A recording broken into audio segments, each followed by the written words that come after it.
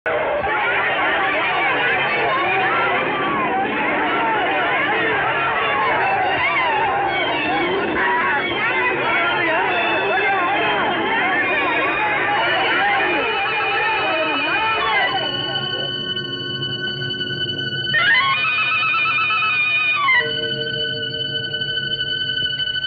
திருவுருவை நீயே இப்படி கதறும்படி உனக்கு நேர்ந்த வேதனை என்னப்பா?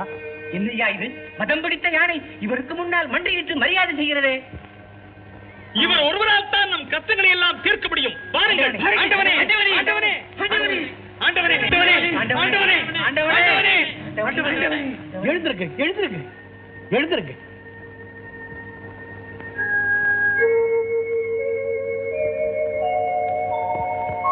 உங்கள் அத்தனை பேருடைய வாடிய முகங்களை பார்க்கும் பொழுது நீங்கள் நீண்ட நாட்களாகவே ஏதோ அவதிக்குள்ளா இருப்பதாக எனக்கு தோன்றுகிறது. ஆண்டவனே, சாதாரண அவதி அல்ல. தூக்கிலே மாட்டிக்கொண்டு சாவதா இல்ல இந்த காஞ்சிமா நகரத்தை விட்டு தூர தேசத்துக்கே ஓடி விடுவதா என்ற முடிவுக்கு வர முடியாமல் தவித்துக் கொண்டிருக்கிறோம்.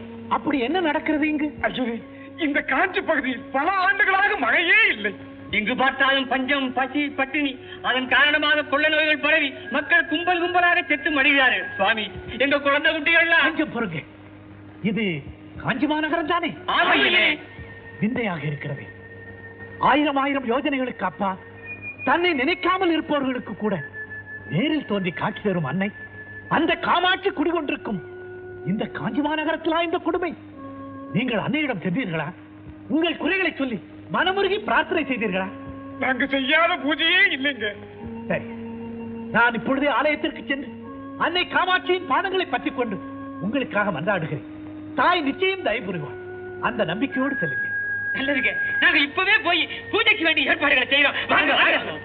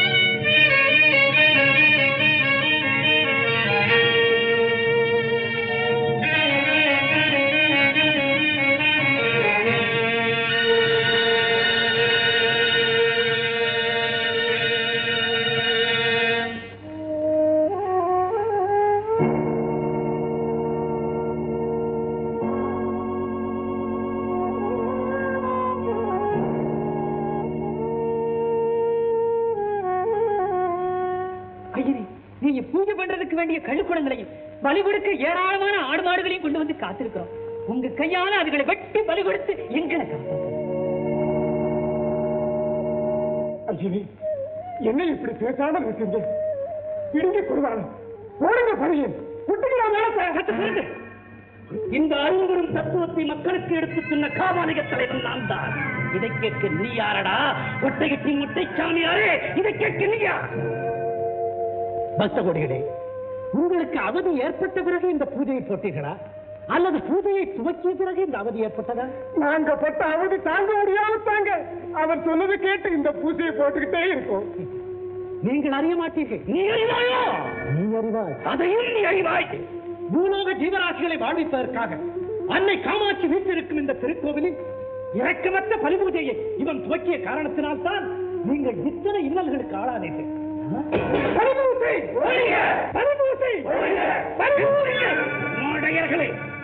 இந்த கபட சன்னியாசி சொன்ன கட்டுக்கதையை கேட்டு பல யுகங்களாக நடந்து வரும் பவித்திரமான இந்த பலிப்பு செய்ய படிக்கிறீர்கள்.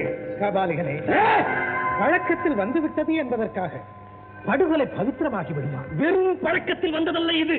மூச்சை அடக்கி முக்திக்கு வழி தேடி எனும் முன்னோர்கள் தீட்டி வைத்த சாஸ்திரங்களிலேயே வலியுறுத்தப்பட்டிருக்கிறது இந்த பலி பூஜை. முன்னோர்கள் என்று சொன்னாயே, யார் அவர்கள்? தெரிந்து கொள்ளப்பா. நமக்கு முன்னால் பிறந்த அத்தனை பேரும் மடையர்கள் என்று கருதுவது எவ்வளவு தவறோ அதைவிட பெரும் தவறு நமக்கு முன்னால் பிறந்த அத்தனை பேரும் புத்திசாலிகள் தான் என்று கருதுவது. அறிவும் அறியாமையும், ஞானமும் அஞ்ஞானமும், ஆத்திகமும் நாத்திகமும் எல்லா காலங்களிலும் சமநிலை பெற்றே வந்திருக்கிறது. பொதுப்படையாக பேசியின் புத்தியை சிதறடிக்காதே. குறிப்பிட்ட விஷயத்திற்கு வா. எங்கு வேண்டுமானாலும் வருது. அம்பிகையை ஆராதிக்கும் மகா மந்திரங்களில் ஒன்றான லலிதா சகஸ்ரநாமத்தில் மதுப்பிரியாய நமக என்ற வாக்கியம் இடம்பெற்றிருக்கிறதே. அப்படியானால் அம்பிகையும் மதுவை விரும்புகிறாள் என்றுதானே அர்த்தம்? அர்த்தம் அதுதான். ஆனால் அவள் விரும்புவது மதுவை மயக்கும் மதுவை அல்ல. தேனுக்கும் மது என்ற மாற்று பெயர் உண்டு. அந்த தேனை அணு அணுவாக சேகரித்து அவளை ஆராதிப்பது கஷ்டம் என்ற காரணத்தினால் தான் அந்த தேன் உற்பத்தியாகும் மலர்களையே ஆரமாகவும் சரமாகவும் அவள் திருப்பாதங்களில் அர்ச்சனையாகவும் சமர்ப்பிக்கின்றோம்.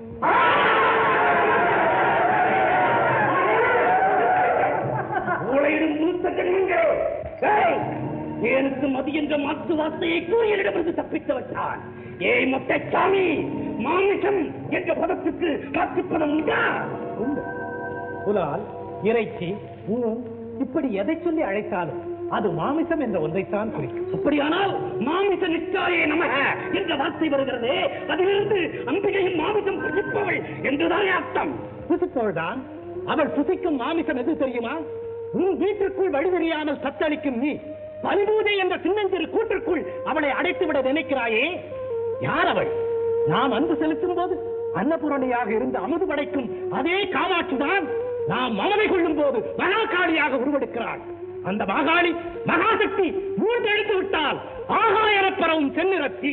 அதற்கு எடுத்துக்காட்டுத்தான் ஜகத்தையே அழிக்கவே என்ற சண்ட முண்டாசுரர்களை சண்டியாக தோன்றி ரத்தம் குடித்தாள். மதோன்மத்தனான மகிழாசுரனை சாகுண்டியாக தோன்றி அவன் மாமிசத்தின் வலு என்ன என்பதை தன் பற்களால் பதம் பார்த்தாள். இப்பொழுது புரிந்து கொண்டாயா அவள் விரும்பும் மாமிசம் எது என்பதை? இந்த பலிபூஜையை தொடர்ந்து நடத்திக் கொண்டே இருந்தாள்.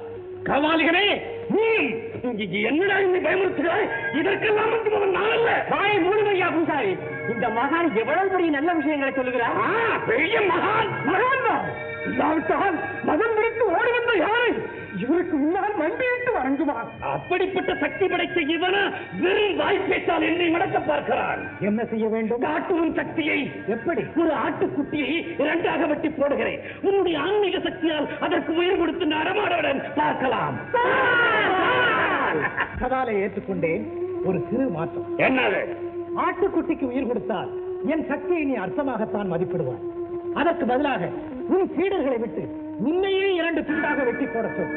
உனக்கு உயிர் கொடுத்து நடமாட செய்கிறேன்.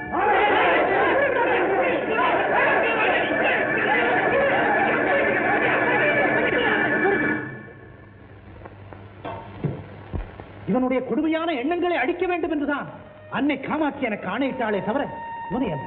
இல்லையே, இந்த குடும்பக்காரன் அழைத்தே இல்லை.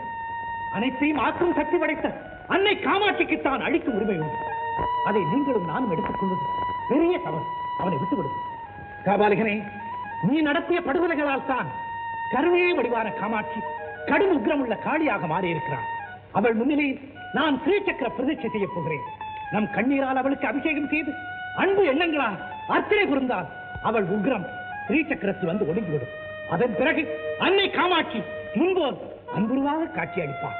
அவள் மாறிவிட்டாள் என்பதை நாங்கள் எப்படி அறிந்து கொள்வது? அறிந்து கொள்வது சற்று கடினம்தான். உங்கள் கண்களால் தெரிந்து கொள்ள வைக்கிறேன்.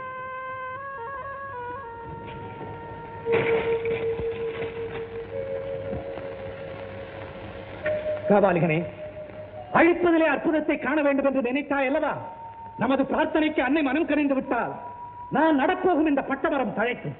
அதைத் தொடர்ந்து பாரெல்லாம் பூத்து குலுங்கும். அந்த பசுமையிலே அற்புதத்தை பார்.